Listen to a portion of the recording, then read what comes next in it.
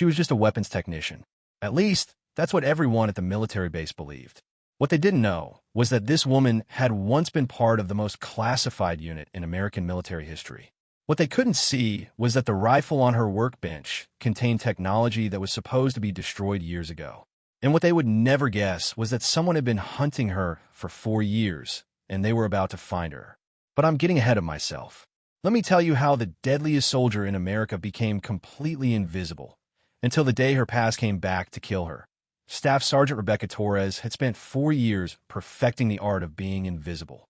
At Forward Operating Base Phoenix in eastern Syria, she was just another competent weapons technician, someone who could fix what others couldn't, but never drew attention to herself.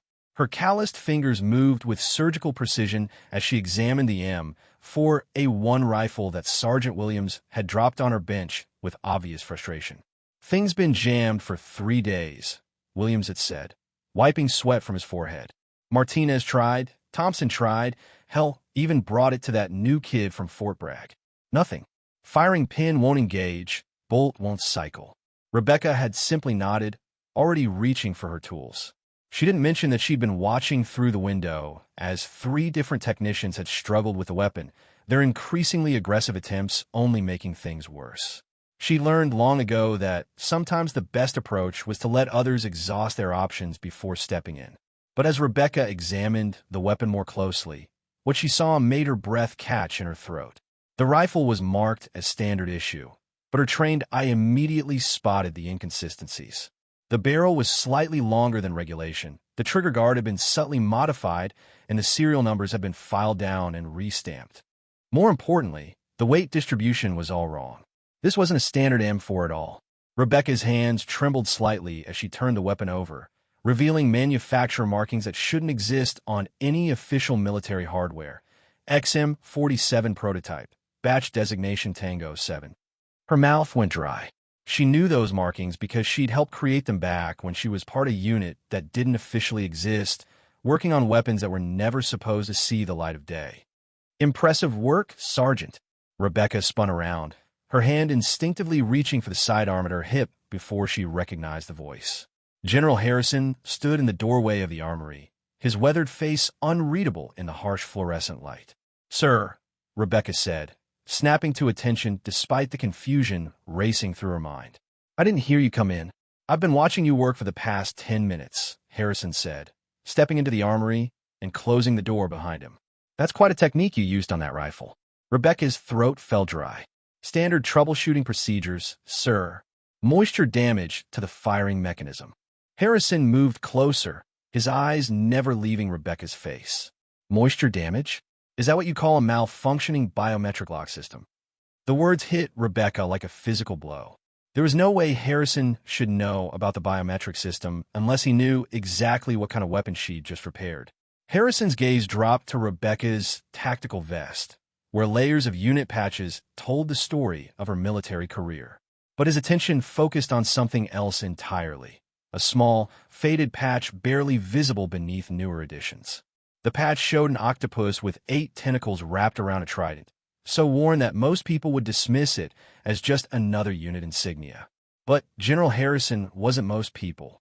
His voice dropped to barely above a whisper, "Kraken Unit."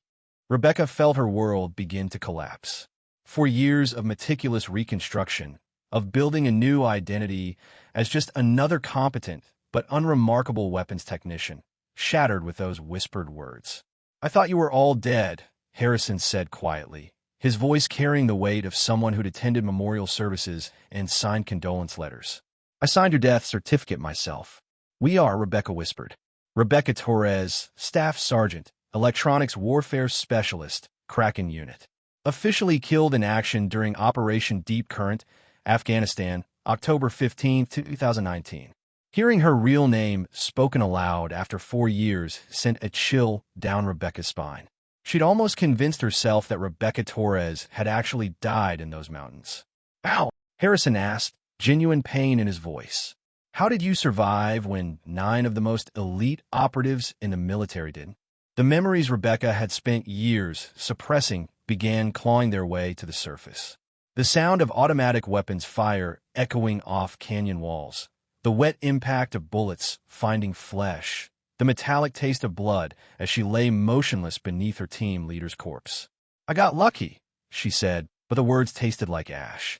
"Nobody gets lucky in a Kraken operation," Harrison replied. "You survive because you're the best at what you do. And what you do is stay alive when everyone else dies."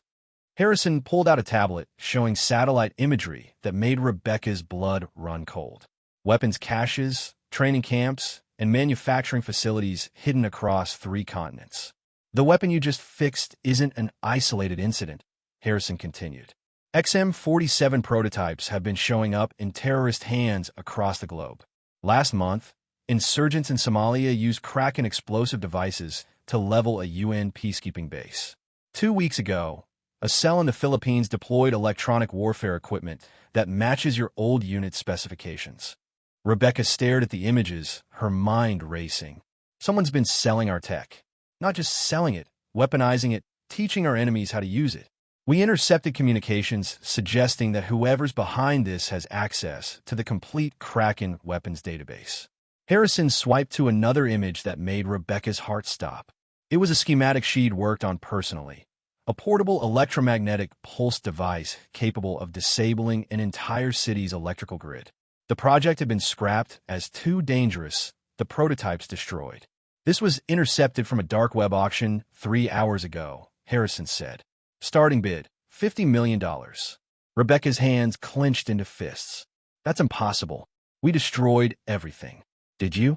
Or did someone make sure the really valuable items were safely relocated while you destroyed decoys?" The implication hit Rebecca like a sledgehammer. Someone with access to Kraken's most classified projects had been systematically looting the unit's technological legacy. Someone who knew which projects were worth preserving, which weapons could be monetized. Someone on the inside. "You think one of us sold out the unit?" Rebecca said, her voice barely controlled. "I think someone sold out your unit before Operation Deep Current ever began," Harrison replied. "I think your team walked into that ambush because someone wanted Kraken eliminated, but they wanted the technology preserved." Harrison's next words carried the weight of an ultimatum. "There's more. We have intelligence suggesting that whoever is behind this knows you survived. Your cover has been compromised. There are people looking for you, Rebecca, and they're not the kind who ask polite questions." As if summoned by his words, Rebecca's enhanced hearing picked up the sound of vehicles approaching the base. Engines running too smoothly for military transport, moving too fast for routine patrol. "How long do I have?" she asked, already cataloging weapons within reach and calculating escape routes. Harrison checked his watch. "Based on our latest intelligence, maybe 6 hours before they pinpoint your exact location. Maybe less." He pulled out a secure phone showing an encrypted message that changed everything. "Marcus Chun is alive." Rebecca stared at the screen, her composure finally cracking. Marcus Chun had been her partner, her spotter, the man who'd saved her life countless times. She watched him take 3 rounds to the chest during the ambush. "That's impossible," she whispered. "So is your survival," Harrison replied. "Marcus has been working undercover for 2 years, trying to identify who sold out Kraken Unit. He doesn't know you're alive, and you're the only person who can help him complete his mission." Outside, the sound of approaching vehicles grew louder, and Rebecca realized her 4 years of peace were about to come to a violent end. The emergency lighting kicked in as the main power died, bathing the armory in hellish red. Rebecca's combat instincts roared back to life with terrifying clarity. Through the window, she could see muzzle flashes and hear the distinctive crack of suppressed rifle fire. "How many?" Harrison whispered. Rebecca closed her eyes and listened. 8 operators, maybe 9. They know exactly where we are."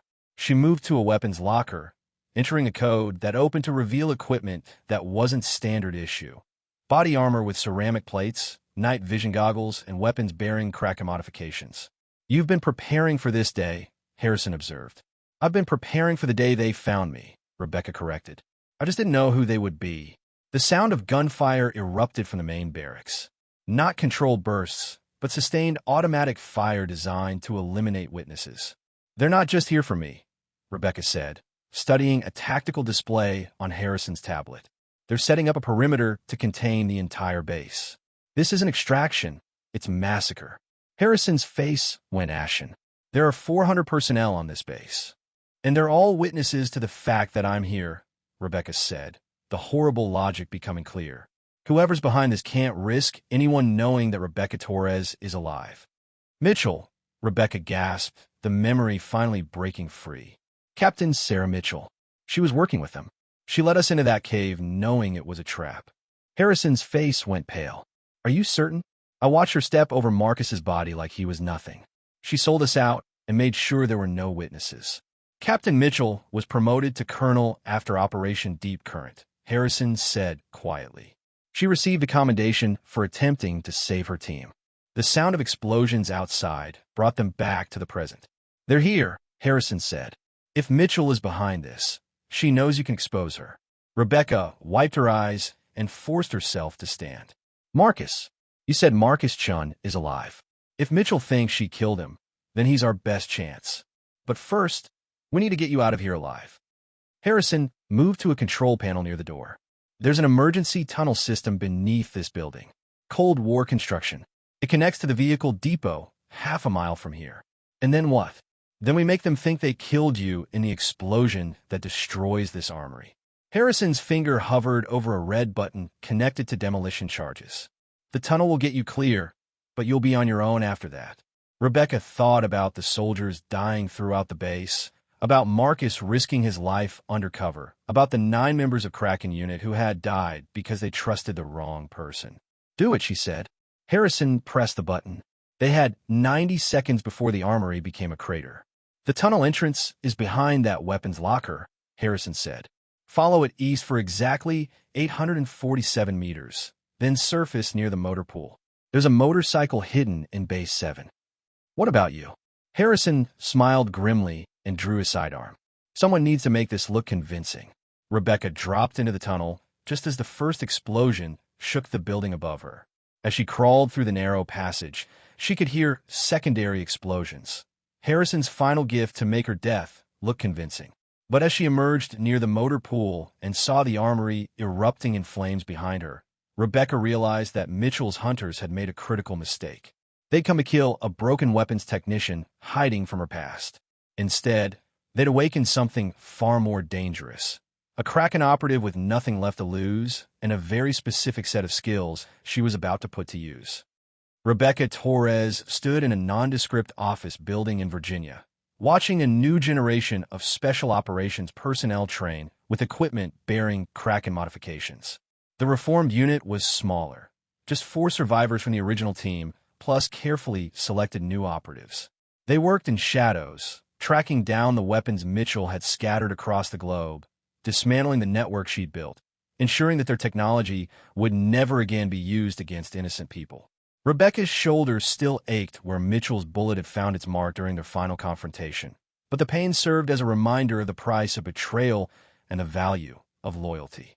She'd finally replaced the old unit patch on her tactical vest, not to forget her fallen teammates, but to honor them with a new mission. Kraken's last hunt had become its first redemption, and Rebecca Torres had found her way home.